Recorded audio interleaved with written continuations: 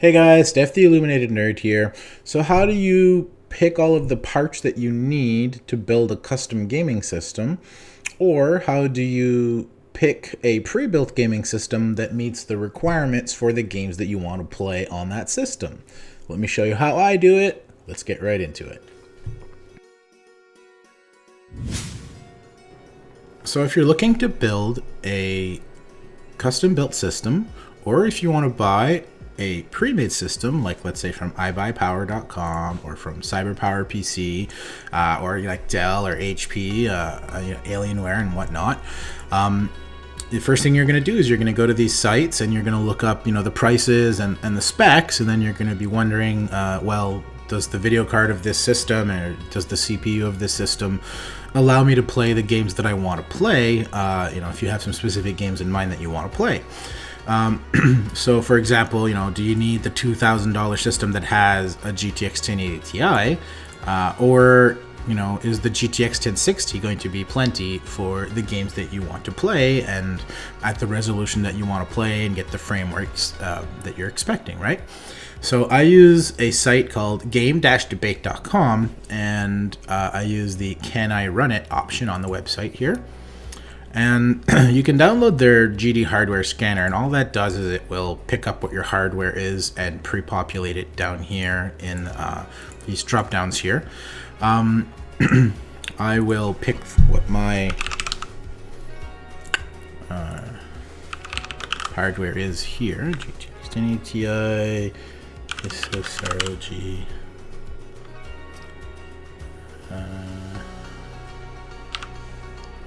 GTX 1080 Ti. This one. And I've got 32 gigs RAM. So these are my specs, right? So then you pick a game here from the select all games. Let's say I want to play Player Unknown. Player Unknown Battlegrounds, PUBG, right? That's popular. And I'll click on Can I Run It? And it'll say, okay, yes, because the Ryzen 1800X, the GTX 1080 Ti, and the 32 gigs of RAM, they're saying you should be able to play this game on high settings, no problem. This red line says where the recommended requirements are and how far above I am for RAM, GPU, and CPU. So I should have no problems playing this game on 1080p with both high and with ultra, or with 4K I should be able to play it on high, but probably just not quite ultra. I'm guessing this is either 30 or 60 frames per second that it's recommending that at. And then another kind of interesting stat on the page you see is under the thumbnail for the game.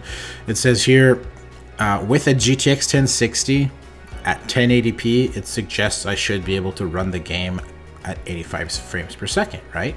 So if you're looking at pre-built systems, or you're looking to build your own system and you're saying, oh, I want to play mostly PUBG and maybe other first-person shooters, and you look at the requirements and you look at this spec here, it'll tell you, how many frames per second should you expect a GTX 1060 to push this game on a single 1080p monitor. If that's your target monitor that you're aiming at using, then that'll give you a rough idea of the frame rate to expect. So that's good, that's useful.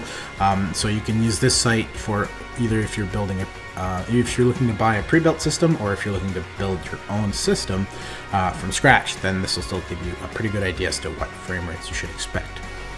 So moving on from game-debate.com, the next website that I use to really help me is if I'm building a custom built system.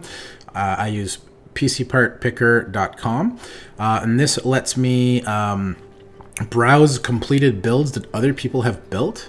So you can see all completed builds. There's featured builds, and then I can do builds that are within certain price ranges. Like, for example, some guy was asking me today, what kind of system would you recommend in the $1,000 price range, right? And then, so I could go browse systems between 700 and 1,000 and see, okay, what's some other pre-built system that someone else has built that's in that sort of price range and maybe have the specs that I'm looking for. Here, my first PC, this guy grabbed a 1060, and he was looking at using a Radeon 580X, and he was looking at a Core i5 8400, and and 8 gigs of RAM, I believe. The GTX 1060 is roughly the equivalent of a Radeon RX 580, so this is pretty close to what he was looking at for a PC. So if he was building from scratch as opposed to buying pre-made, this is roughly what he would be looking at. Probably not a regular hard drive. He'd probably switch that to an SSD, but that was the one thing I recommended from the pre-built system that he was looking at, is that it had a 7200 RPM hard drive, and I suggested you should get an SSD for that system. But otherwise, that system that he was looking at was a fine system, a pretty good pre-built system. He might just want to build, buy an extra SSD on the side and just kind of add that to his build. But otherwise, it was a great build. So this is a great site that lets you, also you can build your own build from scratch, piece by piece by piece. But you can also look at other people's builds, and you can actually take a build, any one of them, and then let's say I grab this one, and then I click on the view full price breakdown link here, and then I click on save as. I click on save, and this will actually completely save that build to my profile as my own build. And then I click on edit part list, and it's as if I had picked all these pieces myself from scratch.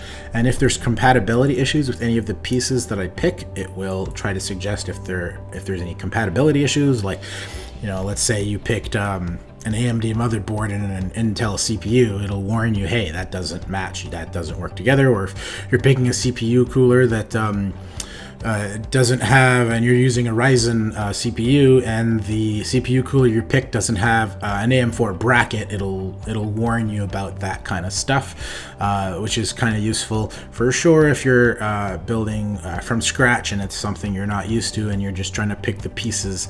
But which is why it's super useful to be able to go view some pre-built systems from other people and be able to copy someone else's pre-built system, so you have sort of like a great starting point on a system that you can build yourself. So there you go. I hope that's been useful, and I hope that gives you an idea on how I look at the specs for the games that I want to play, and either pick a pre-built system or build a system from scratch using a combination of game-debate.com and pcpartbaker.com. Hope you enjoyed that, and see you in the next one.